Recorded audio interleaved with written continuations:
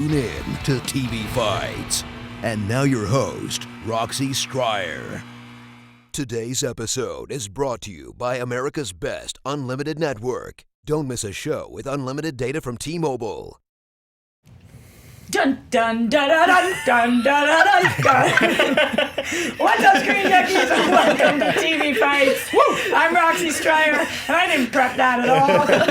It was funnier in my head. You guessed it, we're here for an all Game of Thrones fights. Even if you don't watch the show, though, we definitely have some questions that you will be interested in. We're fighting over which character is the most badass. Probably me, because that intro, I'm assuming. That one, it was very everybody bad. picked me on that one. Also, what other TV family could dominate Westeros, and what is the best episode of Game of Thrones so far, plus so much more. But before we get into it, I want to introduce our amazing fighters. Hopefully I don't take somebody's eye out. I feel like if I waving that around. every time I swing this, Spencer's like, ah! I don't, maybe not gesturing with it? I think, yeah. What if I hold it with this? Perfect. Yeah, there you go. Is that better? I don't know. True to life. I'm just going to put it down for now. Yes. Guys, he is the current movie fights champion. He's also one of the hosts of Watching Thrones. It's Spencer Gilbert. Yeah, present. Are you doing that for yourself? Yes. Cheering. No one else is going to cheer for me. I got to do a strong self-cheer. I dig that move. Yeah. I dig that move. How are you feeling going into today? You know your competitors very well. Are you going to kick their butt, or are they going to slam you? Strong. I'm feeling good.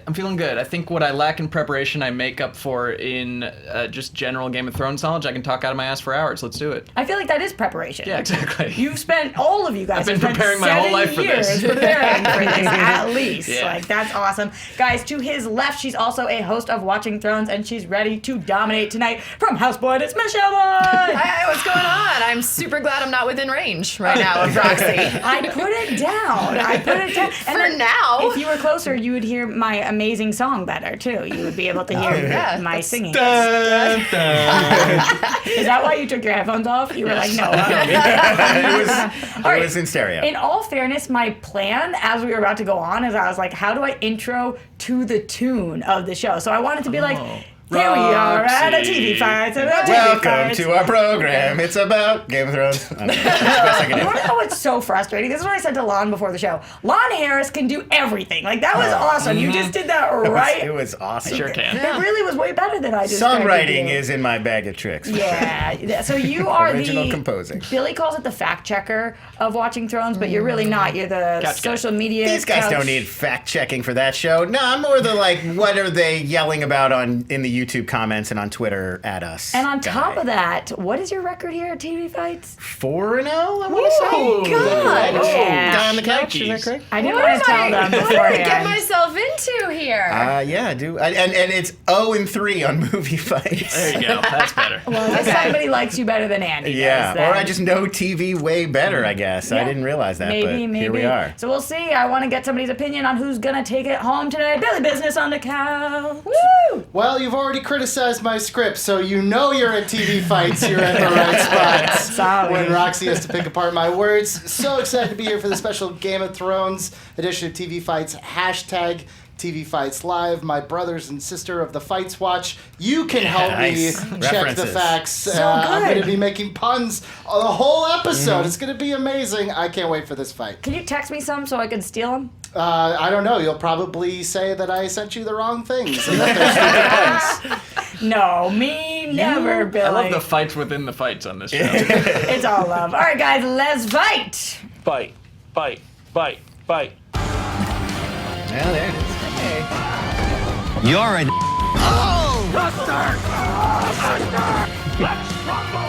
I don't think I've seen this intro. Yeah, it is a new-ish, but what did you say there it is to? Because you've definitely was, seen the Game intro. of Thrones. Bastards. There's a It Game is of Thrones Battle of scene. the Bastards Yeah. one, yeah. I thought you were just excited to see the intro. I'm There always it excited to is. see people being thrown through hallways in Marvel Netflix shows. That's true. I thought we were giving JT a hard time, but I was like, no, it came really quickly. There it is. It's a good guess that I'm Already giving JT a hard time, but in that particular instance, no. there. Very cool. All right, guys, let's get ready for round one. I'm still playing with this thing. It's gonna actually poke my hand. What is the best episode of Game of Thrones so far. What is the best episode? Starting at the very first episode of season 1 all the way to the season 7 finale. All of that is kosher. We're starting with Spencer on this one and then making our way around the table. It's the Mountain and the Viper. So good. It wasn't as good as Lon's. Yeah, I'm is. trying. It's Mountain and the Viper, guys. This is the one, to refresh your memory, where Oberyn Martell gets his little head squished when you least expect it. But it's also so much more than that. This has a little bit of everything you want from a Game of Thrones episode. It doesn't just have a surprising character death, which for me is a must for a great Game of Thrones episode.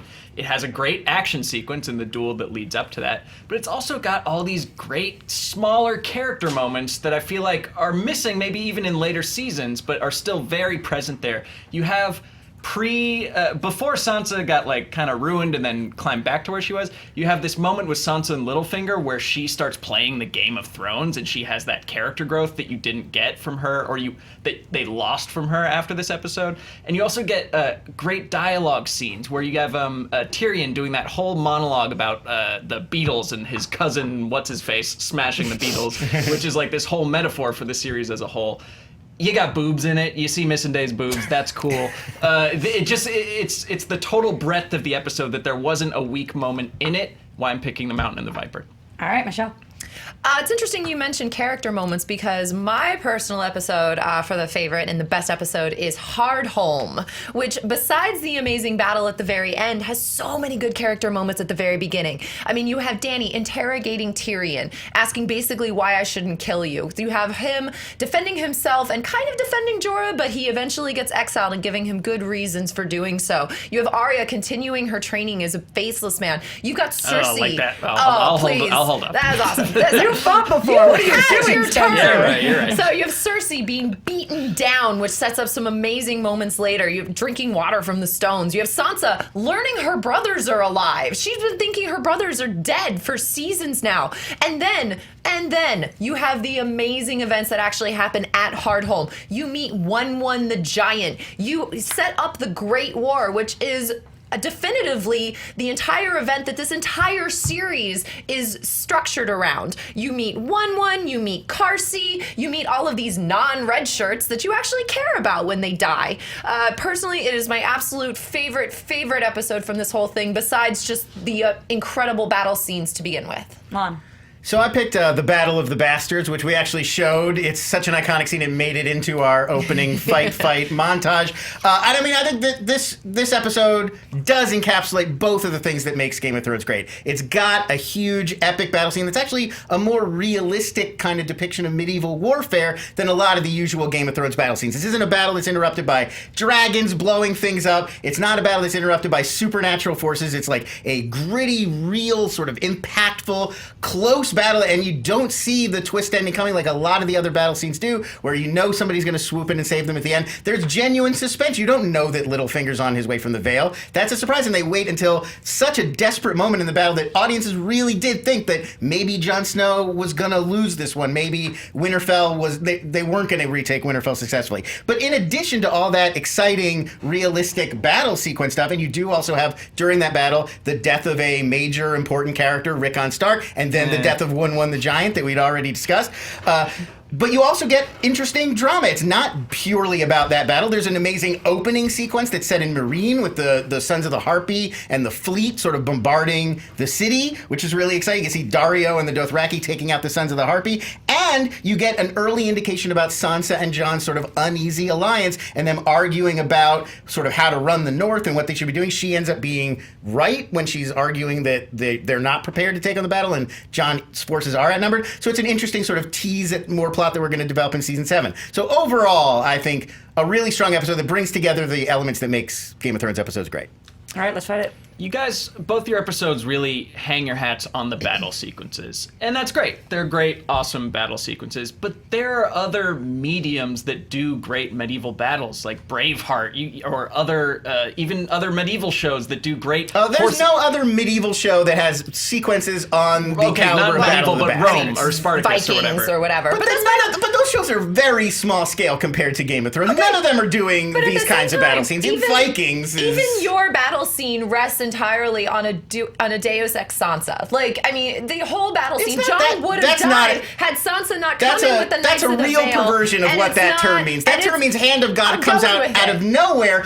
We've established it for several episodes that Sansa's been talking to Littlefinger. We've set up that he's in the Vale. That's definitely Well, different then that than undercuts the fact that you swooping think in. Jon Snow's going to die because you know that that someone is Sansa's going to gonna snoop come in and in. say, No, and by at the the way, end. if she was really going to do that, why wouldn't she do it at the beginning and maybe, I don't know, save thousands of lives as opposed to coming in at the very end when you just kind of have a whole bunch of people already killed? They're arriving from You the lost Vale. all It's the not like they're soldiers. waiting behind the trees. Like let a few more thousand people die. Well, I mean, and by the way, we're going to talk about your important character, Rickon. Come on, the boy can't He's a even run in a Stark. straight He's line. been in the show since the very We beginning. hadn't even seen him for months. No, we had seen him in a previous episode establishing that he was there, that the Karstarks had You brought him, saw the Umbers his had brought him wolf's to... head. You didn't really see him. You saw kind of him. You saw Osha. Rickon's a that was Stark. it. Are you really going to argue that the death of a Stark isn't important? I don't Rickon, have yes. to argue. I don't have to argue it. The show argues it. The show has not made a single mention of that boy since he died. That death is what motivates Jon to run into the breach. It Like an idiot. changes the entire battle. Look, like you guys, a moron. You guys glossed over, again, your battle sequences are cool, but you guys glossed over a lot of boring-ass plot lines that we'd like to forget. No, there's only All three the- plot lines in my whole episode, All and the I talked about all of the them. marine stuff is boring as tears. At least it's mine had a- boobs in it, and you're It's a talking fleet about the Arya bombarding sequence. a city. Well, look, and Talking And about then the dragons Arya's come. training, to go back to that, not even knowing that it never paid off, Yes. even in the moment, it was stupid. This I agree. No. Raised so many questions. This particular segment of her training is her watching over the Thin Man. It's her learning how to become a character, which is exactly what Yeah, she she's does to sitting there and Walder staring Frey at people. later on in the Thrilling. series, which is amazing because she watches. This is where Well, yeah, she you- learns how to later on- impersonate Walder Frey. Oysters, This is the clams, training and series. cockles. Yes, It's this just is- that over which, and over which again. started an awesome techno song, by the way. So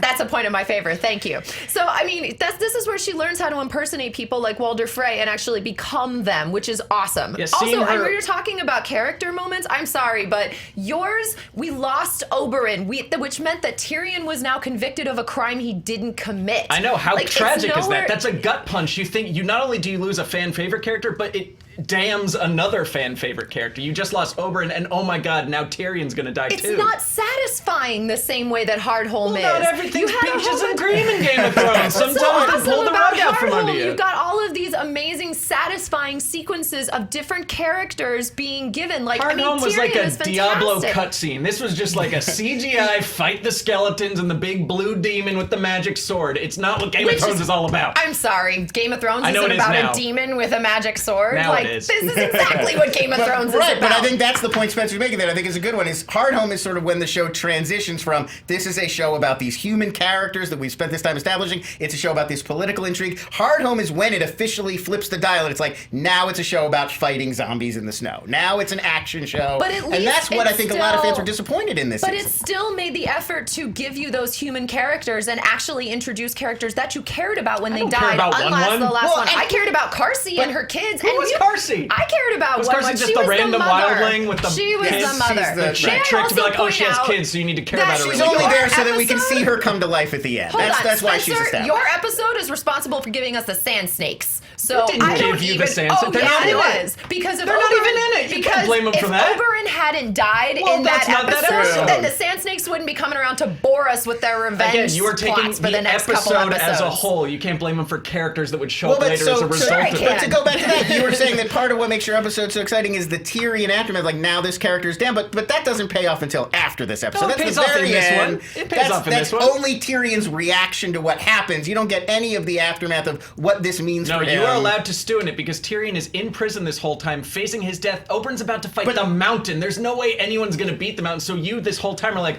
oh God, he's going to die. He's not going to make it out of this. And then that when means there's Oberyn hope. dies, That I'm means sorry. there's hope for I would most of argue the my episode is a much better character moment for Tyrion because it's him meeting the Dragon Queen. It's him defending his actions and why the Dragon Queen shouldn't immediately kill him. He comes from the family of her enemies. That was And the it's part such a of Tyrion's story that's the great real- episode. And by the way, my episode pretty much done done entirely by the showrunners as well, because they had gone totally That's off not the books, necessarily- as opposed yeah, they to also- your episode, Well, where fine, that Ramsay doesn't make it Bolton worse. actually gets rewarded for being a torturing I would like to asshole. add, just on a character level, my episode also does add with Sansa finally getting righteous revenge against Ramsay Bolton in that awesome scene where she throws him into the pen with all of his dogs. It's a great character moment, and it's a great loss of a villain. That's plot. It's not character, it's plot. It's still part of the It's episode. Sansa coming into her own. To Like call John, that a character it's- moment, she's it's- literally feeding him to dogs. No, it's it's not John. like she learned It's a John's lesson. recognition that Sansa has earned her righteous revenge, and then Sansa gets to go actually take care of Ramsay herself. Yeah, That's she's definitely a character executing the moment. plot. I can't believe I Did hit you it. follow any of done. that? Yelling. Of course I did. I love it. Good. Good. All right. It's awesome when we have three fighters that are so well versed in a certain world fighting. You guys did an amazing job. Billy, talk to me about the facts. I barely heard your bell with that sword. That's crazy. It was very light. Really? I feel like I nailed it. You did I a could great hear it. job, I Rox. really concentrated on that too. Bummer. All right. You did a great job, and these guys did a great job. It's tough because I would usually go to them to check my Game of Thrones facts. These guys are the experts. Already a great fight. If you're curious, now Rotten Tomatoes not usually known for TV scores, but they do aggregate critic scores for certain episodes. For The Mountain and the Viper, based on 32 reviews, it has a 97% score on Rotten That's good. Tomatoes. Strong. Hard Home, with 35 reviews, has a 100% rating on Rotten Tomatoes. All hail Rotten Tomatoes. 100%. Sure. Battle of the Bastards has a 98%, but that's based on 50 reviews as opposed to the other ones only have 30. I need Dan to make So- a video about how to interpret Take You're these. saying that. Are they good? 97 is the worst? Yes. I'm That's saying not good. 97 Still is an the A. worst of the three, just showing how amazing the show is It's a and how tough amazing crowd. that they It is. picked. It's a really tough show to pick good episodes A from because lot there's of so many. the ones that the audience chose. A lot of people were saying Blackwater was a good one. Sure. Definitely. Eric said that. Ham Solo said The Watchers on the Wall. Raul said Winds of Winter. Definitely. And Yeah. then Lauren, Jack Shipley. A lot of people were saying The Reigns of Castamere with the infamous Red You know, Wedding. I looked at Reigns of Castamere. I was thinking about it. Other than the Red Wedding, though, not that exciting of an Gotta take it as episode. a Lon Yeah. has a tendency to fight with our fans. It was just their Making selection. conversation. I don't know. Winds of Winter was my second Your choice. pick is so. not That valid, guy my on Twitter friend. sounds like a real jackass. Also, guys, you can vote with the iCard. It's in the An top. iCard. And just remember The who just iCard. insulted you guys. So It's just It was me. saying. It was me. Just It's in the. saying. This It's guy's in the. one out. Oh my goodness! It's in the top right-hand corner. You'll see the little eye. That's your top There are left. painstaking instructions in the description, but you can also just turn on and off annotations, and you can vote for who you think won this round. We do have a fairly clear winner, but it's close. All right. I'm surprised there's a fairly clear winner because I have a really hard time with this one. All three being incredible episodes and you guys doing an incredible job fighting them.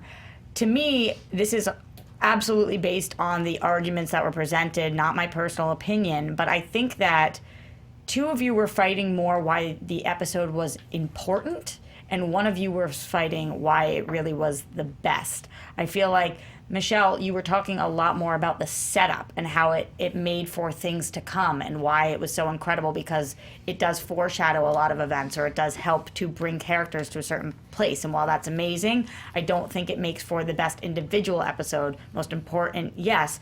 Lon, I think for yours, the battle, you talking about being realistic and all of those things, it is an incredible episode, but the one that I think encompassed all of those being the best was Spencer's because of how he described not only the battle, not only the death, and the things that we hated, it's because we're mad about it and we feel. So Spencer, you get the point on this one. Roxy.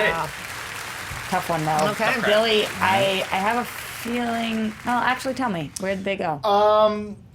It was. They don't like me today. They don't like you on this question. Not shocked. They like you. It's your. So on the iCard, and actually this is also, I was just informed, the polls will all be on Screen Junkies Twitter, not Screen Junkies News, but at Screen Junkies. You can vote there as well. But both of them decided to complicated at go all. more towards the way of Battle of the Bastards as their number one pick on both. On Twitter had 55% of the vote, 25% for Hardhome, and only 20% for Mountain. Even after Lon made fun of him? I don't know how many They know they people- deserve it.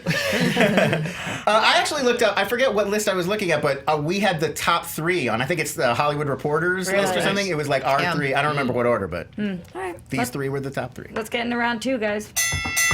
This question is coming from @JRSPipBoy2008. That's Jack. Oh, JRS Pit Boy. We love you, Jack, We love apparently. Which Game of Thrones character needs a spin-off sitcom? We want you to pitch it. Hopefully this one gets real weird. Michelle, we're starting with you.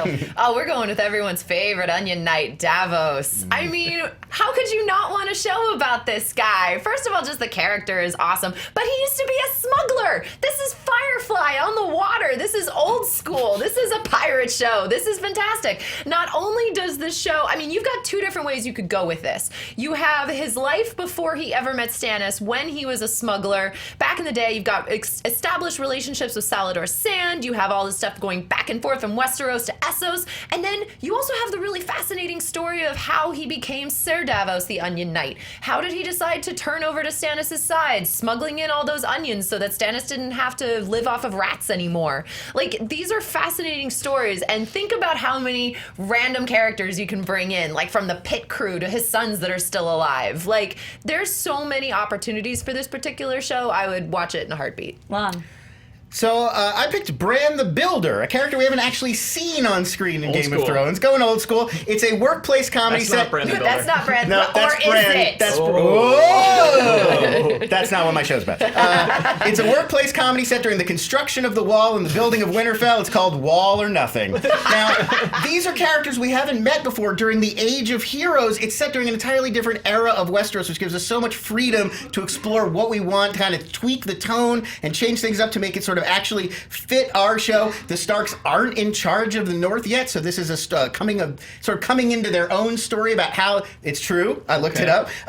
They are not yet Lords of North. There's another family, and this is about how the Starks rise to prominence, build Winterfell, and become the Starks of the North that we've all come to know and love. Now, I don't have any characters who are currently in the show because this is set so many thousands of years before, but some of the other characters could be the founders of the other great houses of Westeros, and listen to some of these guys.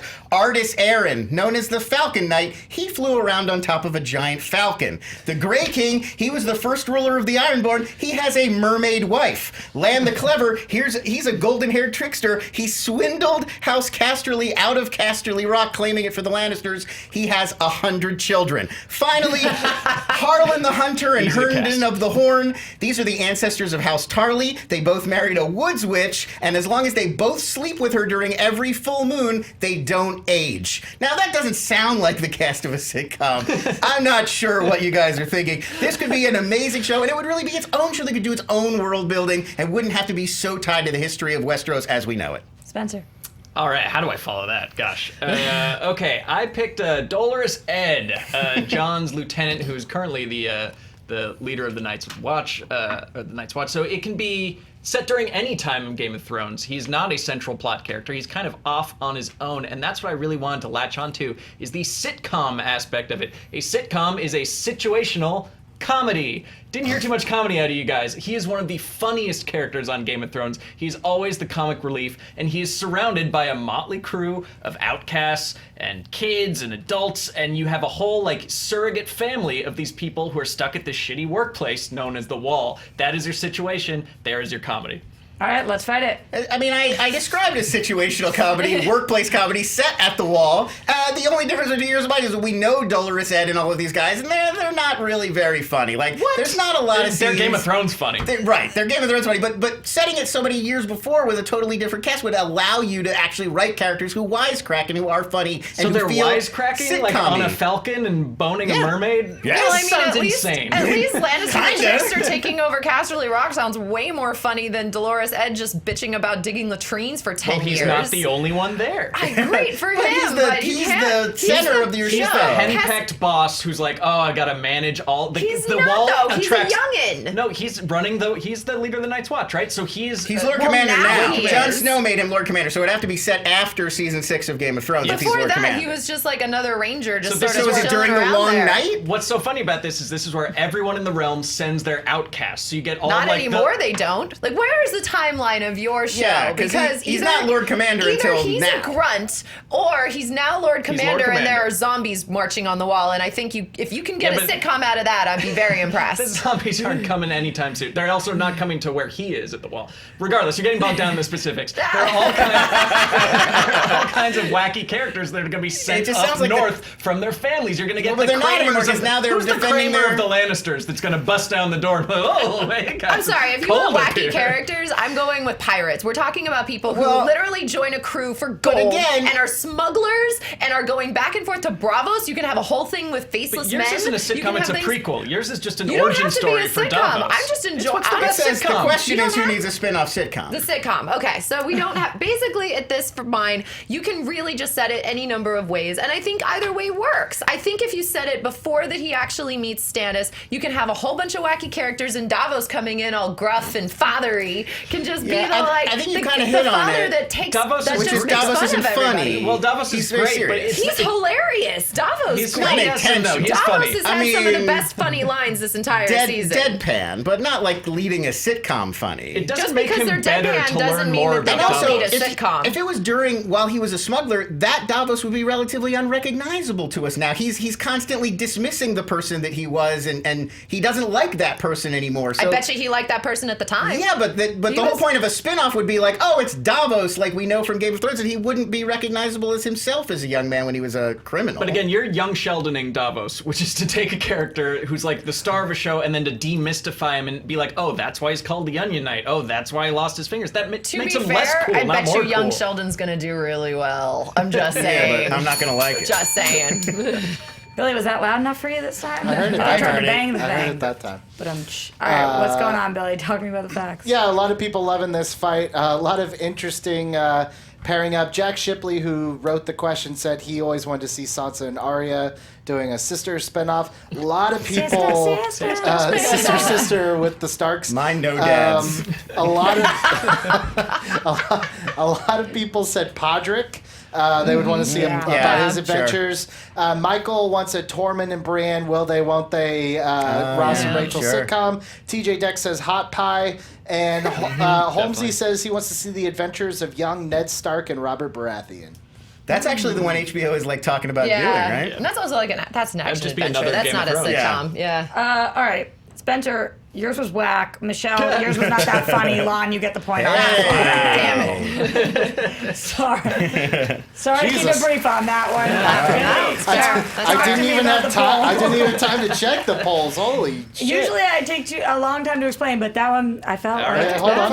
That's fair. Let's see. Wall or nothing. Mine is going to be called Off the Wall. 47% Davos, 5% Dolores Ed, and I think 45% of the people thought that Bran the Builder Yes. was Bran Stark. Probably. Not I didn't know how Brandon to the do it. Builder. We They're don't both named know. Brandon Stark, so it's really hard. It could be. we don't know what's happening. There's a don't lot know. of fan theories out there. No clue. Yeah, it could be the adventures of like young, old, current Bran Stark warging Just into working his in ancestors. and out of porn scenes for all Well, we know. that's a great. That would be a funny episode, though. Like all of a sudden he gets warged into mysteriously from the future. You already version. won the point, man. We're just talking here. I know, but we got a show to run. Let's get into round 3. He says, you got a show to run. All right, this is coming from at Hitman312. Who is the best supporting character in the show? We're starting with Lon on this one, making our way around the table. I went with a little guy called Tormund Giantsbane. He's an audience favorite character. He's a great comic relief character, but he's also had a real arc over the course of the series. He's not just a guy who comes in, delivers a few lines, sort of has a gruff demeanor, and then leaves. He was originally an antagonist, a sort of enemy for Jon Snow, and then over time he's become not only an ally, but maybe the most trusted ally of Jon Snow. Over the whole course of the show, which is a really sort of fascinating journey that we've been on for him.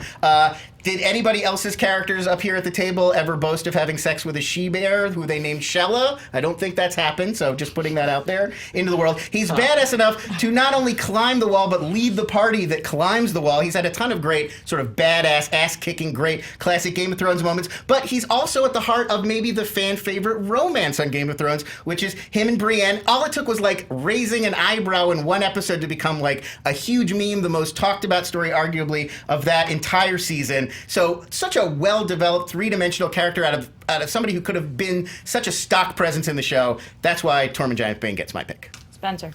I picked Bronn, the sellsword that we all know and love. This guy has had such a meteoric rise in the show, and I kind of latched onto that phrase in the show because in the book, he's just kind of a cutthroat. He's just kind of a bodyguard. But this guy, it was his name, Jerome Flynn, has really taken this character and infused it with so much charisma and so much personality and just shown that he is the ultimate survivor, which in the end is what Game of Thrones is all about, is kind of taking the air out of all these fantasy myths of, oh, lords are this and heroes are good and kings are this and that. He always is the person to undercut them and to really be the voice of Game of Thrones, to be like, actually, it's the people who have a cold heart and are willing to do whatever the hell they want to get the gold that win in this world.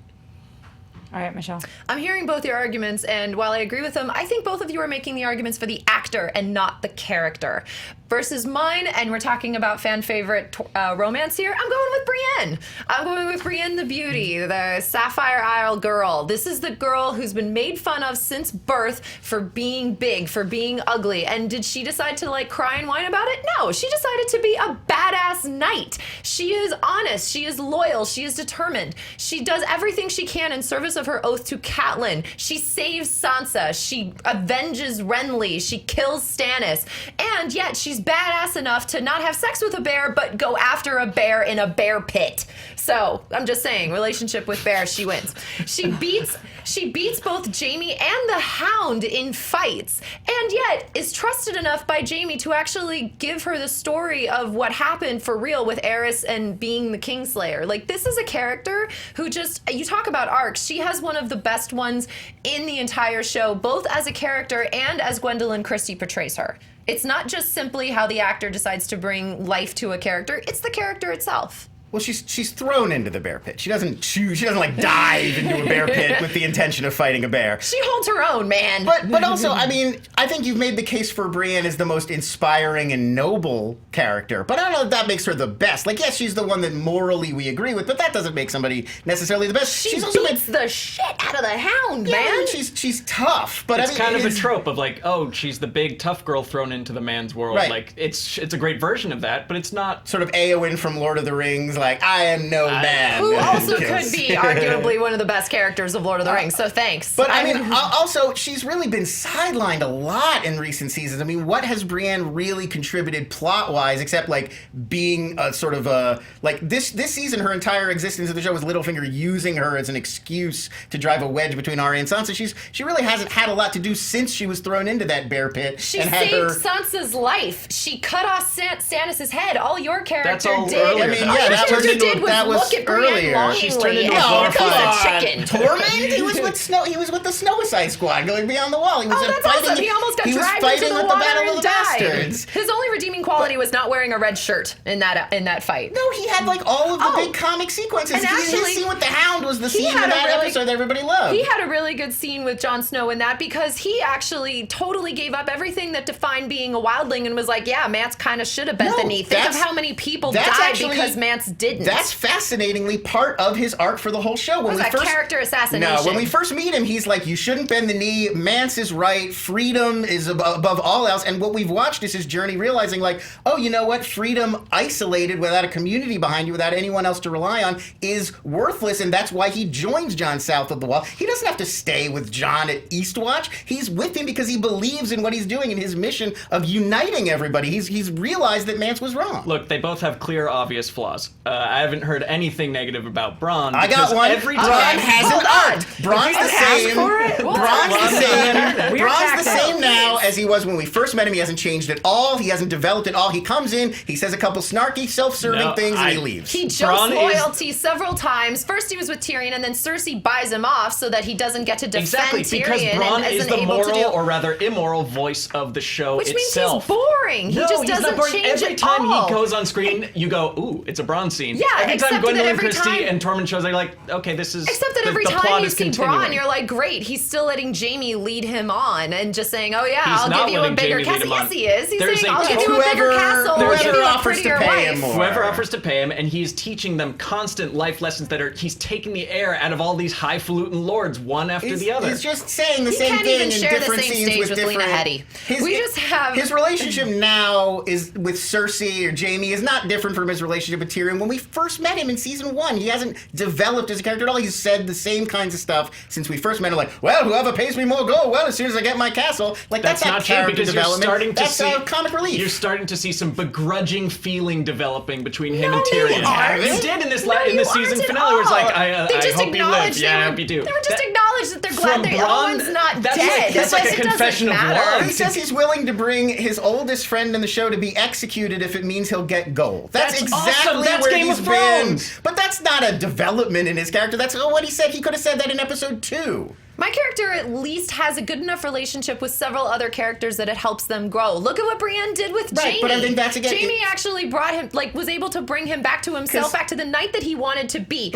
Jaime actually looks up to Brienne as one of the best characters and the knight that he wishes he was. But she's there to develop other characters' stories, not to have her own not at interesting all. story. She has She's her a character own for people to arc. bounce things off of. Not at all. She has her own arc. What's her arc? Wait, She's doing the same Look, thing you she's guys are been talking since the about very arcs. beginning. Arcs are reserved for major characters. Minor No, but that's characters what are I'm supposed saying. to represent a viewpoint. They're supposed to represent No, a that- theme or like one point of view in the show that they can come in, express themselves, and leave quietly. Mine being you the just made that best. up, and you were arguing that Bronn arcs like 2 minutes A little ago. bit. It's a shallow one, but that's what a minor character I'm does. saying- They're there to represent one point of view. If they arced, they'd be a major To character. me, No, not the at best all. supporting Like, character a is best one character would yeah, have that- an arc. Would thank have you. an actual character growth On and this we actually agree. Then they'd be mean a major something to character. other characters. It's they're Not developed true to at be all. three-dimensional and have their own journey that mirrors, but doesn't just reflect. Just because the they're a main minor character's character, journey. like that doesn't mean that they should just be this funny sellsword guy to bounce stuff off of and bounce a naked Which is girl off. exactly what Bronn is. And Which he's is used exactly what you really want well, out of a and that minor character's character. very funny, but that's all Bronn is in the show. He doesn't have nearly the level of development.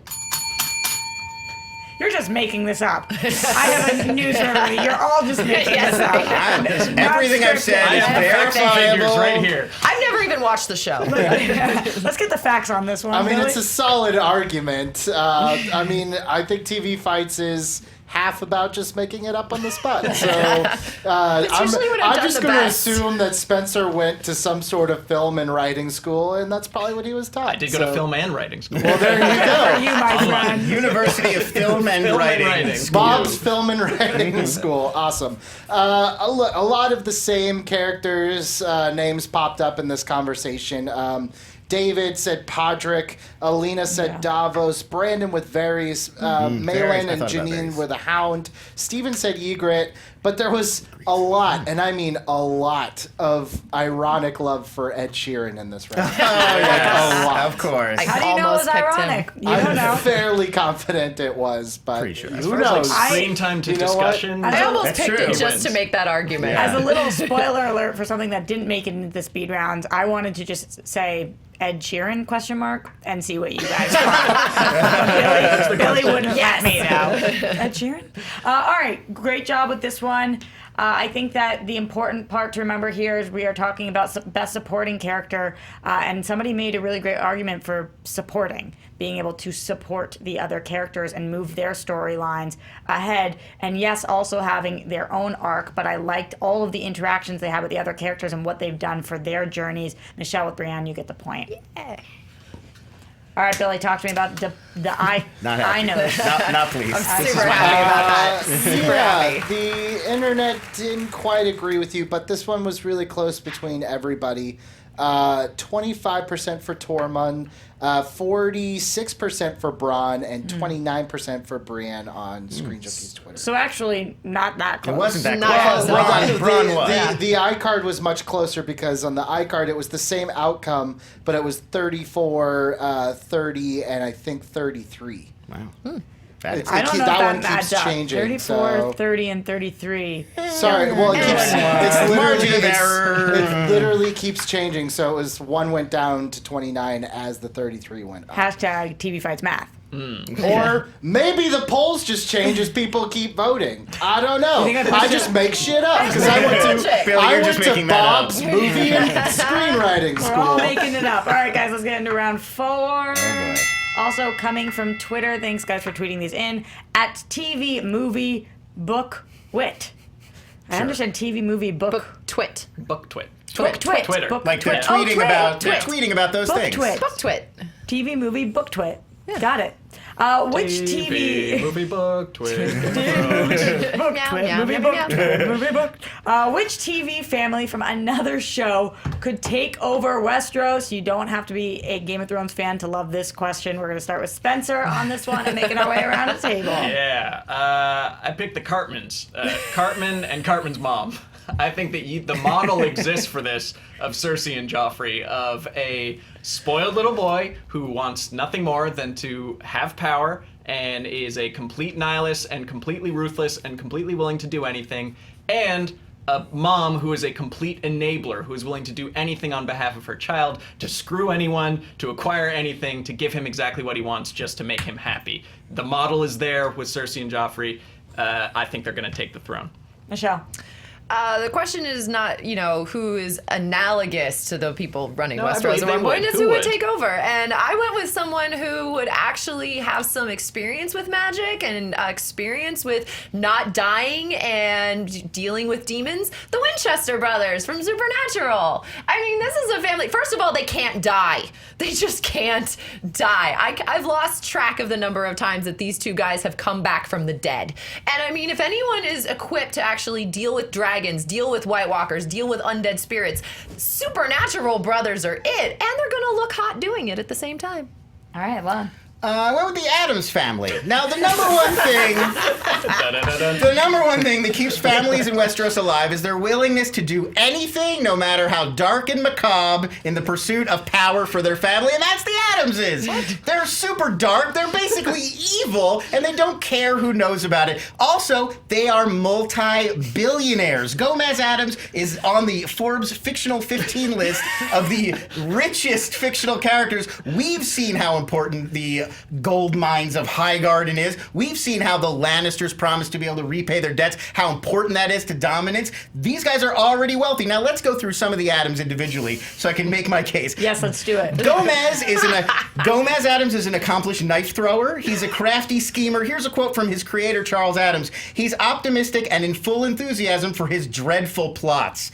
Sounds Game of Thronesy to me. Morticia, fiercely loyal to her family and an expert on poisons that she grows in her own home garden. We've seen how important access to good poisons is.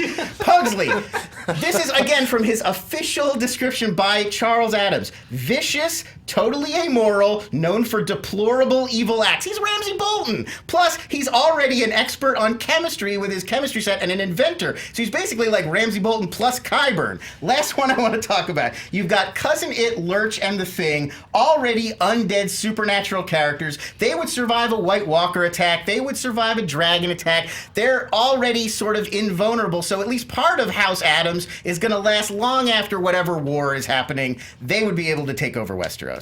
All right, let's fight it. Good fight. So I think that the Addams family, my issue with them is they're completely insular. They're completely inward-looking. They're recluses. They have no interest in expanding and taking over the realm around them. They're just interested in each other, which is beautiful. They love each other as a family, but I don't think that they have that need, that lack that they're looking to fill with power. But you're forgetting that a lot of them are murderers. They When already people They intrude on murder their when turf. people threaten their No, own family. Pugsley Addams is just a psychopath. Well, Pugsley is crazy. So but- he would be like the Ramsay Bolton. Like, not every member of the family has to be conquest-minded, but as long as a few of them They all are. gotta be on But board. Ramsay And as far died. as Supernatural, But Ramsay died. And that's the same issue that I have with yours. Well, but I'm part of sorry. that If you doesn't want to mean actually, if you want to make Eric Cartman and his mother, kind of Cersei and Joffrey, and I do see the parallels there. Joffrey's dead, and plus, like, look, I'm But sorry, he was dead as the king. He had the Iron Throne. His mother may rule the brothels as a hermaphrodite, but I don't really see her taking over all of Westeros. No, she can build alliances with her hoo-ha, while Eric Cartman can do.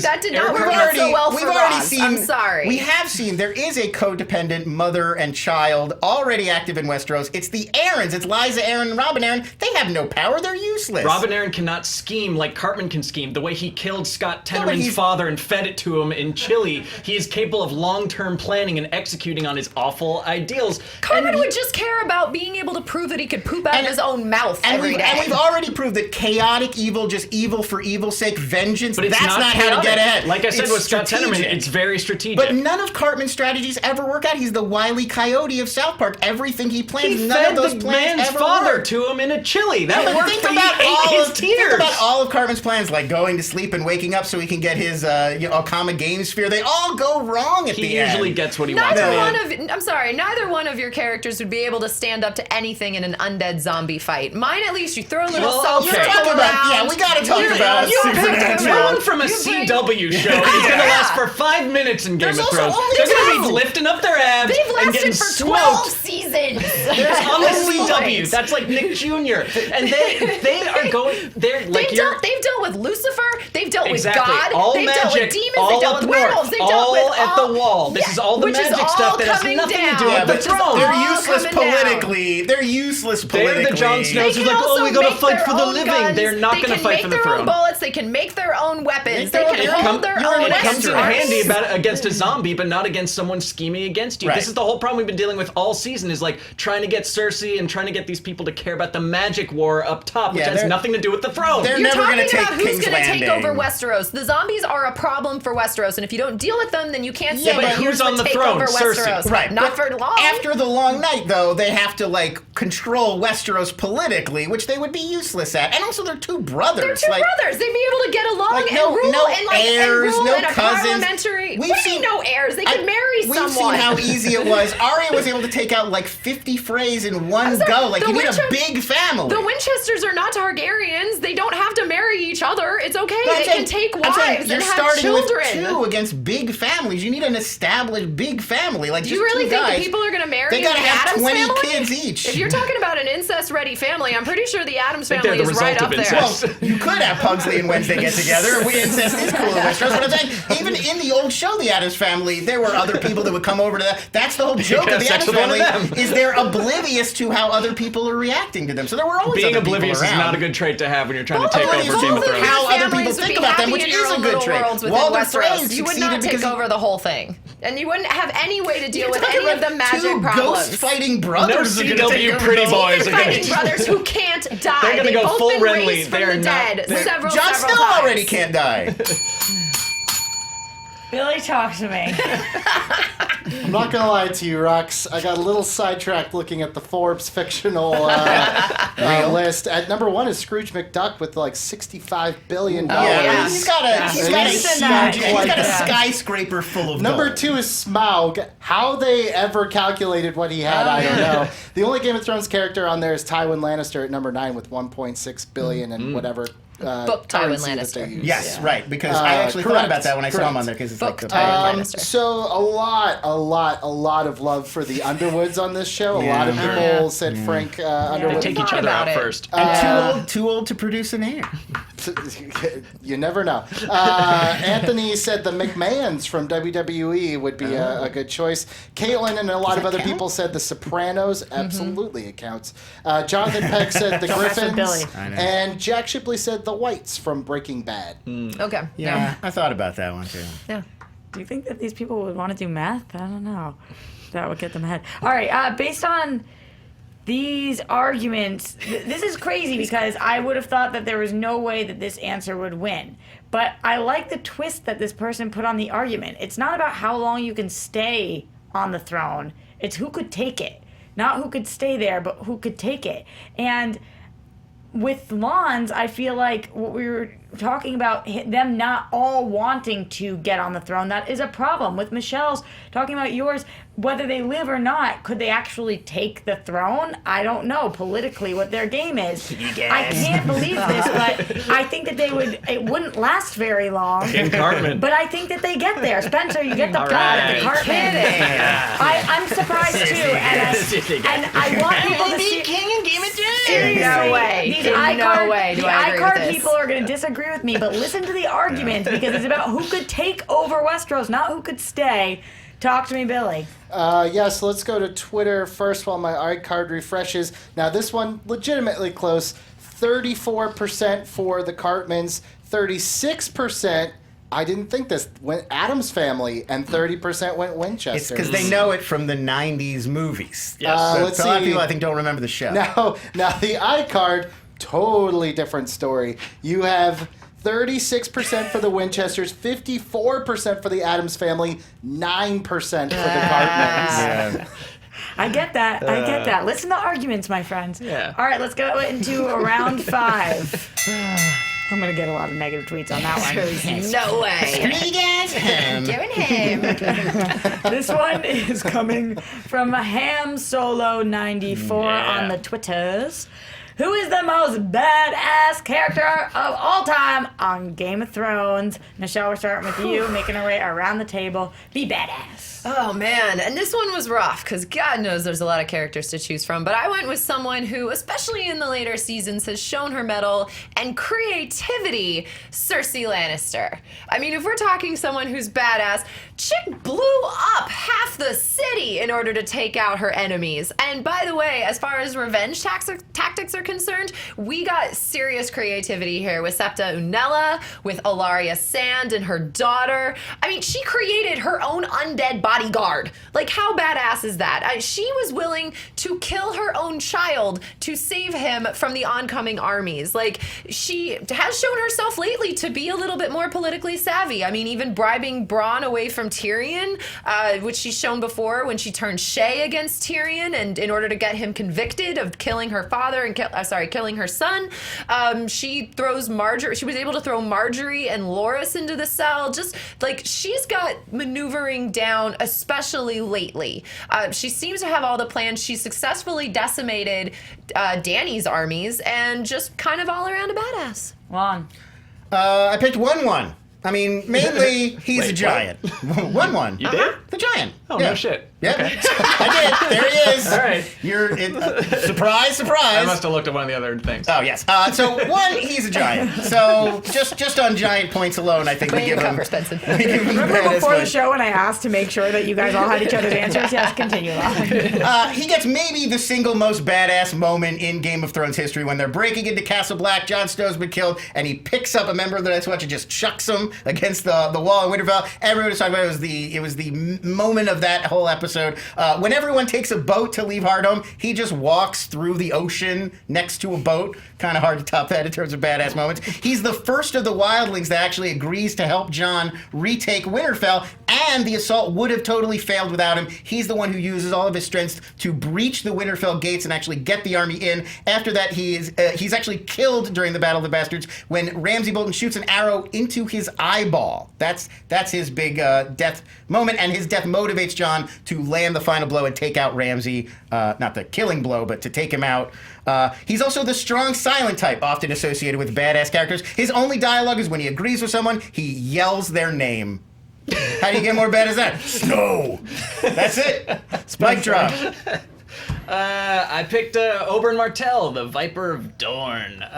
This guy is a badass in really every possible respect. He looks badass, he talks badass, he acts badass, he's a badass fighter, he's a badass lover. He's a man who's not afraid to let it all hang out and just be himself in a world where everyone is so fear-driven and so anxious and trying to plot and stuff like that. He lets it all hang out. He's a man who likes what he wants, he goes after what he wants, he screws what he wants, he fights what he wants. That's a badass to me.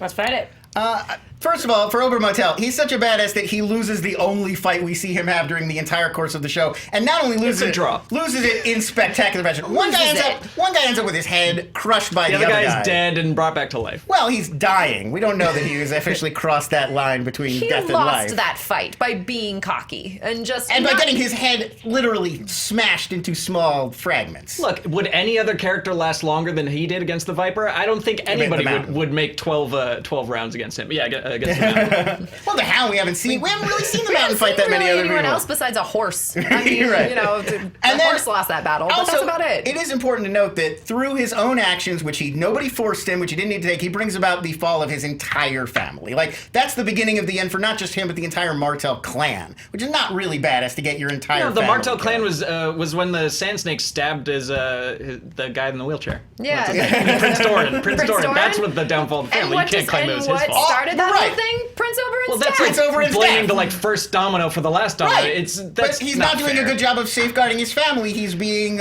Since when is safeguarding badass? He's a risk taker. He's like the ultimate swashbuckler. This is a guy he's a prince. He's super rich, and yet he spent his childhood out at a mercenary company in Essos. Like, he's a man who's been around the world. He's had every man, woman, and in between. Other than having a lot of brothel sex, I don't really see what we've seen him do that was actually that badass. Now, it's an attitude. It's the way he carries himself. And he still loses because he just decides, look, I'm sorry, that is the only fight that we ever really saw him do, and he lost it. Unlike all the fist fights Cersei won we gotta move on to Cersei. Cersei does not need to fist fight. Well, she uses wildfire. She uses what tools she has at her disposal. She's the one who planned the entire sect of Baelor. She uses the people around her, but she doesn't really do almost much of anything. Which is badass. Your entire argument rests on creativity itself being badass, and I'm a very creative person. I rarely get called a badass. No, I don't think it's equivalent. I'm resting mine more on intelligence and viciousness. No, that is what exactly. I'm going Yours on for isn't badass. It's cruel. Yeah, There's a difference between just being mean being and good being at thinking up badass. tortures isn't badass. If you heard about a person in real life, like that guy's really good at thinking up ways to torture people, like, what a badass. You're like, that's horrible. What a horrible person.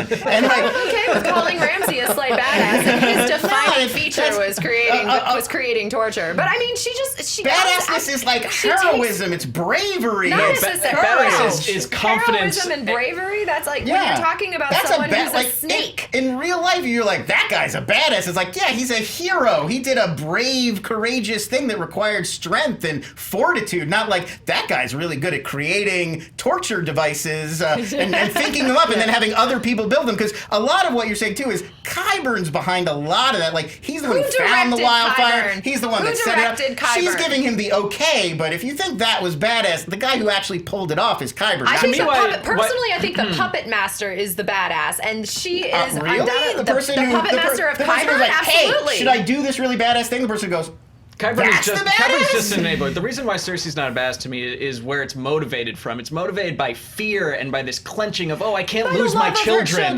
Yeah, that's not badass. To being a good mom? Being a good mom. I'm sorry, you want to argue being a good mom isn't badass? It's great. You want to go with that? It's a fantastic, admirable quality. But I'm just saying, look at you, good mom. You're badass. That same exact quality is what motivates people like Olenna to be a badass. That's like a minion meme version of badass. Protecting your I'm dynasty. a good mom who don't need no. Protecting your dynasty, protecting your family is absolutely a badass quality, and the way that she chooses to go about it shows how strong she can be. Is cruelty, just sheer abject cruelty. It's and just strong. It's hard to argue against cruelty. 1-1 because there's striking back at these people who have struck at He's her and striking at her family. His entire thing is his entire role is to be a badass. It's not badass. He's just there to be a giant, which is taken from any Tolkien fantasy thing. I already pointed out. He's big and he's got a club. He's the one who volunteered. He was first in the breach. It's not just showing up and being a giant. He's leading the charge. They wouldn't have gotten into Winterfell without him. He takes orders. Like, go ahead, 1-1. You're the biggest one. Strongest. That's it. He's just biggest and strongest. He's badass. He's just badass by right of genetics. Like, that's it. Again, you guys keep pretending like my argument is like being big is the only thing that's badass. I had a whole argument about why he actually the things he does with his size. Yeah, he says a guy's name. Badass. He's the only giant fighting with the wildlings. Like that's not true. Oh, with the wildlings? No, that's not true. With The one that wildlings, dies in the Cars- entranceway. Carcius fought Those with two- them. The no. Thenns ended up fighting with them. Like they No, ended up giant. fighting. That's No, it. they There's ended the up giants that choosing pull to open the fight gate, on and then there's the one that runs through and dies, and that's the most badass No, moment. Was when he's Mance fighting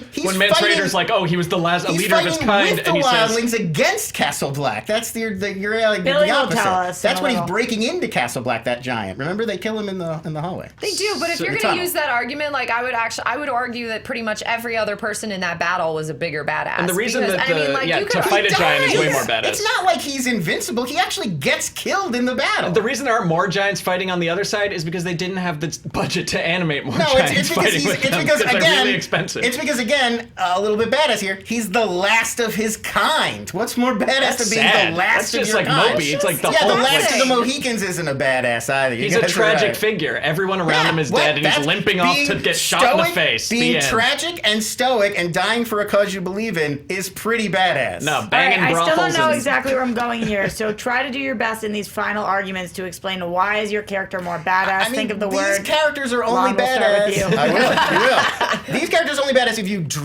drastically change the traditional definition of the term badass. If you take it to mean a really good parent who's clever and thinks of good tortures, then yes, Cersei is a total badass. If you think a guy who's real pretty and likes to have sex with all different kinds of prostitutes and then gets murdered, then yes, Prince Oberyn is a huge badass. But if you use the traditional definition of badass, a strong, able fighter who's brave, courageous, and strong, does the right thing even when it's not convenient, that's one. I disagree that badass necessarily means fighter. I mean, we're not talking about somebody who's just necessarily cruel. We're talking about someone who strikes back at her family. Like, she's talking about people who have attacked her. Her cruel problems with Septa Unella and with everybody else who comes after her is because they attacked her. And I'm sorry, but watching the Septa Baelor blow up and drinking a Cabernet out of a glass is pretty freaking badass Sign to of me. alcoholism. I'm totally okay with that. Standing alone in a room drinking, ultimate badass move. Yeah, to me, it's just about where the actions come from, and his actions are rooted in a confidence, in a fearlessness, in just like a complete comfort with himself in being one of the most dangerous, rich, good-looking, sexy people in Westeros. And that, to me, is way more badass than someone who's motivated by fear or someone who can barely say a word and slowly slinks off to his death by arrow. Both of yours are dead.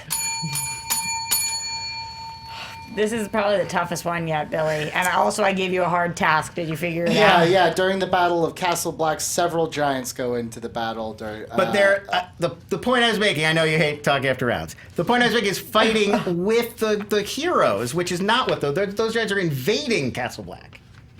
Okay, Billy. That's letting you know. That's what I was asked. Billy. fact checking the fact. A lot of people very upset that no one chose Lady Tyrell.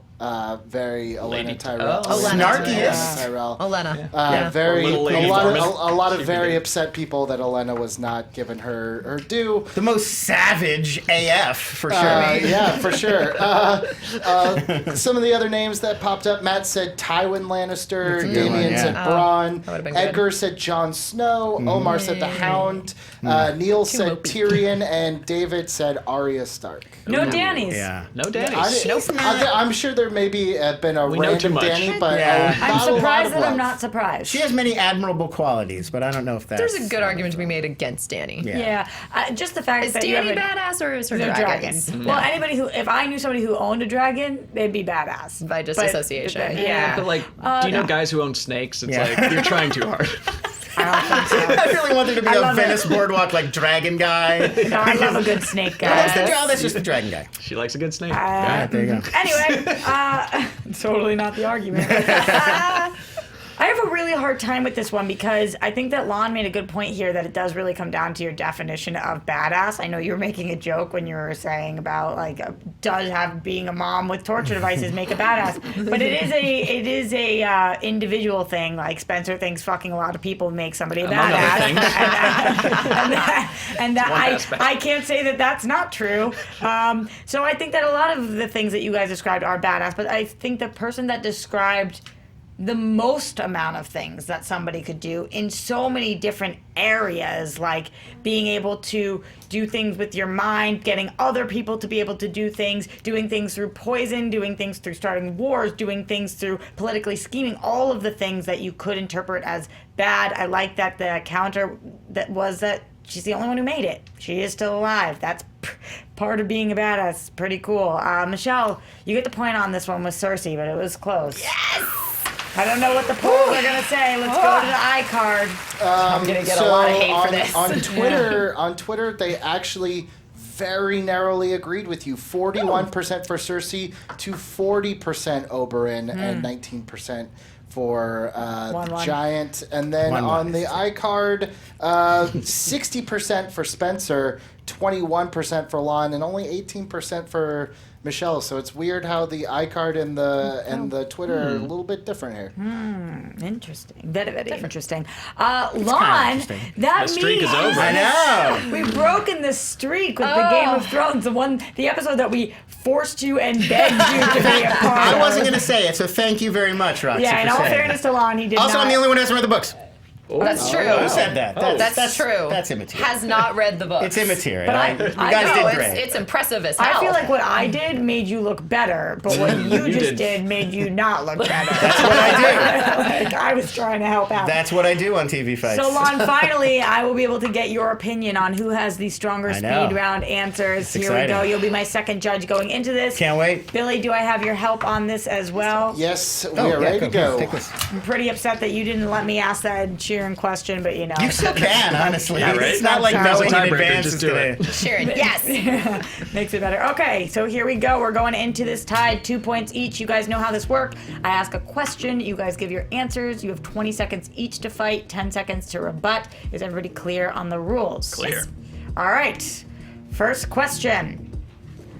What house would you rather be from, Lannister or Targaryen? Lannister. Targaryen. Michelle, starting with you. Lannister actually cares about their family. I mean, in the books, they're still the richest family within the entire Westerosi land. You have all of the cleverness. You have all of the incest. Against, same with Targaryen. So kind of, why not? Cancels each other out. You actually have more than one member in your family still left. You have a home. You have Casterly Rock. You still have an army.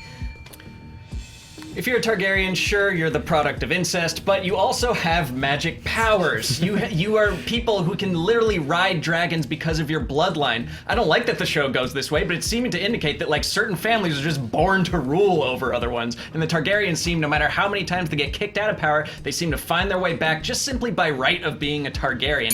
You also not just have a right of magic, you have a right of crazy. At least the Targaryens have a long history of just having absolute insanity run in their family. I'm sorry, their last ruler really did try to burn the entire city down. You want to talk insanity without mentioning Cersei or without mentioning Joffrey? There's enough incest in the Lannisters, and they don't even need to bone each other. It's not even tradition. They just do it because they like it. And in the show, they are broke. You can't pull the in the book stuff on TV fights.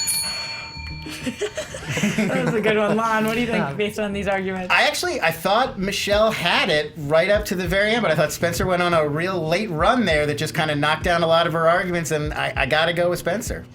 I'm rusty. I gotta get back into this, guys. What do you think, Billy? Yeah, I agree with Lon. I would give my point to Spencer on that one. I think those were some strong rebuttals. Even when Michelle started out with the classic 8 Mile, tell me something they don't know about me. I already know that. Yeah, we went kind of tit for tat, incest for incest on this one, do. which It's I incest liked. all around. That'll But happen. it did come down to those final 10 seconds, and Spencer, I just think that you got more out. It was a little stronger. Spencer, you get the full point on this one. So you have 3. Michelle, you have 2 going into this next question. Who would you rather have as your sister, Sansa or Arya? Arya. Sansa. Starting with you, Michelle. I mean, Arya, she could talk about the best protector ever. She could play the game of faces with your new boyfriends. You can find out what they actually really want. You can have someone who can assassinate anyone that you want.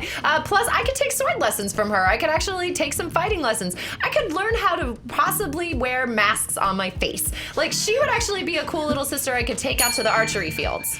What are you looking for in a sibling? Some Exactly sort that. of murderer for hire? Some sort of tortured freak? I want Sansa as someone who can maybe relate to another human being, maybe make a conversation, maybe bake up a delicious round of lemon cakes. She's someone who could actually be a companion to me, be a listener, take in information, maybe offer advice. She's a good strategist, as opposed to a psychopath who's dead behind the eyes because she's wearing someone's Sansa's face. a super slow learner, and I'm sorry, but I think there's still a big part of her that cares about wearing pretty dresses and than being Lady of Winterfell. I mean, at least Arya, like, talk about having an interesting conversation. Sansa would be all about the rapes. Arya has learned from the Hound. She's a terrible conversationalist. All she does is grunt and she drinks beer and she rips people's faces off. This is a sibling. This is someone you have to live your entire life with. We're talking 10, 20 years down the line at the dinner table. She's talking about who she killed. You guys are good. Alon, what do you think? You know what? I kind of don't love the, like, you don't want your sister to be like an elite sword fighting assassin argument. I mean, like, I didn't really hear a lot. No, I'm saying I didn't really hear a lot about why that would be bad, and I didn't really hear a lot of, I think, about why Sansa would be good. She doesn't make the lemon cakes. They make the lemon cakes for her. I go Michelle on this one. What do you think, Billy? I gotta agree. I think Michelle had some awesome points, and I need someone to teach me how to put a mask on. That's a really hard skill I don't have. This one is hard because it was specific to sisters. But yeah, I kind of feel like you were having your sister be Betty Crocker or something. Like, I don't know if you were realistic with who Sansa is, like giving advice on what. She's admitting to being slow as a learner. I don't know if you would take it. So even though I did kind of agree with your argument that might not necessarily be what I look for in a sister, somebody who can assassinate anyone, I think that might be what Michelle looks for. I liked your arguments there. We've tied up the game 3-3. Michelle, you get the point. Going into this next question. I'm proud of getting this far. Wow, Mr. We've like, never movie had fights somebody winner. say no to a high five on the show. wow. We're all friends at the end, but not now. I'm gonna sick Arya on you. All right. John and Dany's incestuous relationship, Yes. yay or nay? Oh my God, I jumped into it. Yes. That's fine. I think you get yay, you get nay. Sure. Spencer, go ahead, fight incest. First of all, it's not incest to them because they don't even know it yet. They're just two hot people, two leaders in love. And second of all, this is something that can unite the Seven Kingdoms. They make this amazing claim to the throne together. They have the best claim. They unite Targaryen and Stark. They're two of the more beloved people who have earned the respect of leaders. They deserve to be together because they're going to bring so much joy into this miserable world. And they're... Incest is not a matter of opinion, it's a matter of genetics, man. I don't care whether or not they know it, they're still aunt and nephew, and more so when you consider all the incest that's been going on with the Targaryens for 300 years. We've proven already that incest does not really work very well for Targaryens in general. For all we know, their baby is going to be crazy pants and burn the entire realm, or just go up north and become a White Walker themselves. We don't know. They cray. We can only go off what we know in the show so far, and in the show so far, Dany is infertile, and the big knock against incest is your kids come out all funky. So who cares what their kids are like? These are two people who love each other, who are beautiful, who need some joy in their life. Oh, we go all the way back to season 1 and episode 1 when everyone was so squicked out about brother and sister, and yet all of a sudden everyone's okay because they're both hot, and now we're all right because she has dragons and Jon has a cute butt. It was a nice butt. He does. And abs. I Yeah. forgot about the abs. All right, coming to you, Billy, first. Look, Let's please argue incest. without condemning or condoning, I will say that. Really, without condemning? Well, You here's the wanna- you wanna thing. make Here's sure the nobody thing. thinks you're condemning Here's the thing. incest. Here's the thing. I mean, as bad as this is, and as deep in hell as I'll rot for this, the funky kid argument is a great argument. I'm gonna give this to Spencer. That's, I mean, if she's infertile, what else is? What's the problem? Let them Go have for their it. fun. Lon, what do you think? Well, about the funky kid argument though, we don't know for sure if she's infertile. She just thinks she's infertile, so they could still have a funky kid. I also just want to be on the record as anti-incest, so I go Michelle. I love that before I finished the question, Spencer, yes. I was like, Spencer, Obviously, of course. Don't be so excited about Spencer it. totally I jumped like on the them. yay I think position they're here. two Like, you good fight kids. yay if you have to fight yay. Don't And scream sleeping with yes. nephews. You know, I wanted to hear Michelle say we don't know that she is infertile. That is something that has come up in this episode. Or also I wanted to hear you talk a little bit more about like why you don't have to be together to run the throne. You don't have to be like having sexual intercourse in order to make it that far. So I didn't hear enough counters to it. Because of that, Incest wins. Spencer, you get the Roxy, point on Billy, this one. me, Team Incest. Can we just name this episode Incest Wins? Oh God. Isn't it love wins, incest Yeah. wins? Love is wins. love. Well, it gets weird. Love but- is Incest is incest. Love is love. Yeah. Oh, no, now it's bad. Got weird again. All right, Spencer got 4 points, which means that this is a must-win situation for Michelle to stay in the game. You have 3 points right now. We are doing one of our character rounds. So this is a new thing that we do on the show where you guys actually give an answer before we ask the question. So this is a tricky one, but they're fun. So right now, all I need from you is to pick any living character on the show. Tyrion. Living. Okay. You have a few to choose from, man. I know. There's too Only many. a few. Bran. Okay. He's not Bran Stark anymore. He's the three-eyed raven. So we will be fighting these in the order in which you said them. So you will be going first, Michelle. And now I'll ask the question. Who is best fit to sit on the Iron Throne? Oh, we both played Best it. fit to sit. So for the audience, in case you didn't hear that, best fit to sit on the Iron Throne. Whenever you're ready. Oh man, Tyrion's not gonna have to chain himself to a tree every 5 minutes, first of all, in order to see anything. I think like Tyrion has loyalty, Tyrion has cunning, Tyrion has connections, Tyrion has the Queen's hand. Tyrion knows the difference in classes. Tyrion knows how to rule a land. All Bran has is just the Weirwood network and porn. Like it's just there's not enough. If there's one thing Bran can do, it's sit. And this is uniquely qualified. He doesn't need the tree. He can do his little thing from anywhere. Tyrion, as it stands, is one of the most hated men in all of Westeros. Whereas Bran is kind of an unknown. He's an heir to one of the Stark fortunes, and he can see all time. He can see all events. What would be a better tool in your arsenal to make decisions than being able to see everything? Tyrion is one of the most hated men undeservedly in the show. And just because Bran is an unknown doesn't make him better. That just means that, exactly, no one knows exactly what this kid can do. And honestly, as of right now, all we've seen him do is stare. We've seen him stare and then impart crucial information to other characters. Tyrion, I'm sure the people will accept the twisted, hated imp from House Lannister as their king. He's gonna get overthrown in 2 seconds no matter what his decisions are. People won't take him seriously. I was like, wait, I get another one? Cool. The sitting argument, man. Strong. Didn't know you were going to go there. Glad you did. Billy, coming to you first. I mean, he fought it literally, and he fought it as Bran's actual ruling too. He made good arguments for he's a great sitter, literally, and he's a great strategist with his abilities. I'm going Spencer. What do you think, Lon? Yeah, I mean, the sitting argument came out pretty strong right off the bat, but I also did like...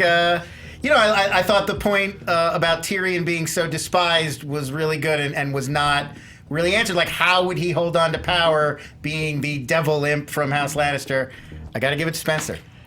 You know, that's interesting because I feel like, Spencer, you argued more who would be able to do it, but it's best fit, who would do the best job, not like who's liked the most, who would be loved the most. Who in a democracy would be voted for, who can actually physically sit longer. That's and those are the things I'm saying it's not. No one can sit longer. It's not those things. It's who's best fit. And I think the qualifications that Michelle brought up, being loyal, being the queen's hand, being able to rule the land in those ways, make somebody more fit. Because of that, Michelle, for me, you get the point. I'm just so Oh, happy right. that we have Spencer on record defending Bran. That makes For me certain so limited happy. use cases. So happy. It was close. That was a close one, but you did save yourself here, and now it is the final point. Whoever wins this argument will win the game today. Do you have a question, Lon? No. I felt like you said something. No, he's not Bran. He's the three-eyed raven. Oh, yes, exactly. just making that point clear again. Ed Sheeran? Is that All the next right, one? here we go. Should have picked Ed Sheeran. Oh man, that was so good. That would have been awful. If you could bring back one character from the dead, who would you pick? On Game of Thrones, of course. Just to clarify. Tony Can we Soprano. ask for a clarification or just pick? Literally anybody, huh? From the dead. Well, yeah. Like for ourselves or for the show? You're bringing back one All right, character whatever, yeah. from the dead. Okay. Tywin. You're just waiting for me to say it first so that I have to argue first. I feel like this is a strategy on your part. I'm thinking. I'm going with Tywin. Somehow we are allowed to strategize on this show. No strategy. No, none of That's my rule. I'll bring back Olenna. Olenna Tyrell. I'm sorry, who? Olenna, whatever. How do you want to say your name? Olenna. Olenna. Pollyanna. Olenna. The Queen of Thorns. Olenna. Yeah. Don't you cry for me. We're gonna start with Michelle on this one. Tywin was arguably one of just the best characters in the entire Game of Thrones. He had cunning down to a T. He protected his family. He raised up Casterly Rock from almost nothing. He raised the army from almost nothing. He cared about nothing except protecting his dynasty. And he came in and could take over a situation, take over a battlefield. He could plan. He could strategize. You're talking about cunning and protecting her family. This is the woman who orchestrated the marriage to the king and then the assassination of the king to make her family ascended. She maneuvered her family into a position that gave her the most riches and the most influence and the most power, and she did it all with the most amazing one-liners and quips and all snaps. She's everything that Tywin is, plus personality. You never got that from Tywin. He was just kind of a blank slate. Tywin absolutely had personality. I'm sorry, when he's sitting there skinning a deer as Jaime comes in and just asserts absolute dominance over any situation that he's in, like, that is power. That is he has charisma. Cersei has taken over the role of Tywin as the ruthless, cunning Lannister. Olenna is irreplaceable. No one has been that had that gravitas and been that funny and that consistently interesting and powerful. Didn't quite fight who's coming back and what they're doing if they come back, but we did fight who was Who we like more. Who we like more. All right, what do you think on this one, Lon? It was really close. I thought both people made a really good case for why those characters were great, but I think I gotta go Tywin. I just feel like Olenna Tyrell was just until recently on the show, and Tywin would really set everything off, would really imbalance it a lot more. And I think Michelle had a great rebuttal response to all of Spencer's points. So yeah, I go Michelle. Billy, what do you think? I'm actually going the other way on How this dare one. Yeah, they didn't necessarily fight the question, but one thing that Spencer did fight that I liked was he said that, Tywin's character has already kind of been replaced, but no one has replaced his character. So I guess you could imply from that bringing her back would bring something that the show is missing, so I'll say Spencer. Billy, that's kind of where I went with it. The one-liners and the personality being irreplaceable. If you take it the step further, then it is kind of talking about who you would want to come back because of what you're missing and it being irreplaceable. And because of what the actual question is, who would you bring back? I think that Spencer's arguments fit that better. Because of that, Spencer, you get the point, and therefore the Game of Thrones TV Fights victory of the day. Well, now you'll high-five me. Now you'll high-five. I wouldn't have, you shouldn't have returned it. No, I know. TV fights, not Sorry. TV friends. She had I'm honorable. That should be my our issue. slogan. He's not here to make TVs. I'm not here to make TV friends. A lot of people are saying hashtag incest is wincest for Spencer. Oh boy! Congratulations! Great. Now that's on your Yes. face. Hey, Spencer know. defending incest Yeah. and brand. Sorry to all my Having an aunts. awesome day. Gonna get some Maybe good. watching. Gonna get some good Facebook ads. Is that a hashtag? It is now. I've seen it in the chat. Yeah. Congrats, Spencer. Yeah, Spencest. well, brought all the freaks out. Spencest. We Sorry. did that. I don't feel good about it. I feel awesome about it. Yeah. I made us ask that question too, and Billy was like, "You sure?" And I was like, "Yes, gotta fight for At least incest." you specified like which incest. It wasn't just No, incest. it was not yes in or general. no. No. Let the record show. It was Yes. John and Danny. It was just for Yeah. those two. If it had been Jamie and Cersei, No, that's weird. That's the thing. then It's because nay. they're hot. Yeah. All right. Well, congratulations Jamie on the Cersei. victor of the day. Thank you, Roxy. For everybody Thank you who all. wants to say that you killed it, where can they find you? Oh, right here, Screen Junkies at Spencer J. Gilbert on the Twitter.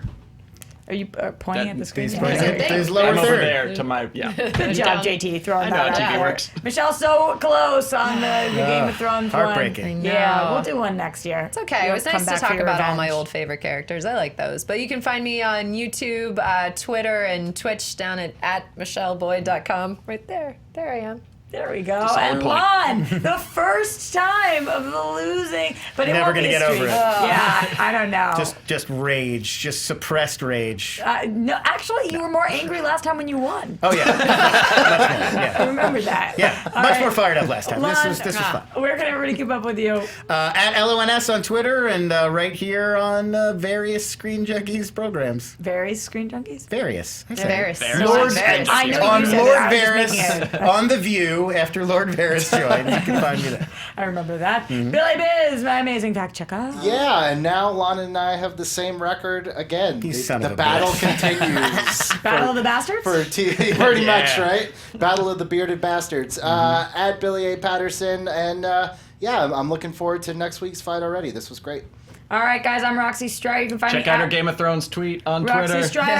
Super good. I tweeted 2 in a row. You guys missed the other punny one, kind of. Can't wait to look that up It actually now. wasn't punny. I was just asking a question about Game of Thrones. Anyway, you guys go check that out. Also, we'll be back here every single Tuesday at 4 p.m. live on Screen Junkies News YouTube. Yeah. And we love you guys. Keep tweeting us questions because we use them every week, as you guys saw, at TV Fight. At Screen Junkies, hashtag TV Fights. That's where we want to find them. We love you guys. We'll see you next week. Dun, dun, dun, dun, dun, dun, dun, dun, dun. Thanks again to T-Mobile for sponsoring today's episode. Check out what makes them America's best unlimited network at T-Mobile.com/coverage.